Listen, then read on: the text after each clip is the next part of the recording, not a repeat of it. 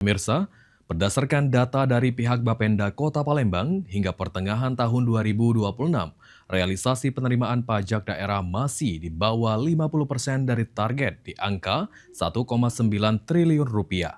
Untuk itu, Wali Kota Palembang meminta Kepala Bapenda yang baru saja dilantik untuk mengganti SDM yang memiliki kinerja tidak maksimal.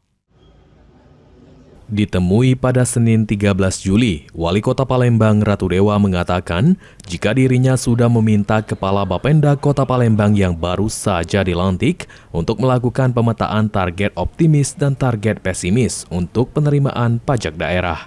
Selain itu, Wali Kota Palembang menegaskan jika sudah meminta Kepala Bapenda untuk melakukan pemberdayaan SDM dan bagi SDM yang kinerjanya dinilai kurang maksimal, harus diganti atau dipindahkan agar dapat menunjang kinerja Kepala Bapenda yang baru.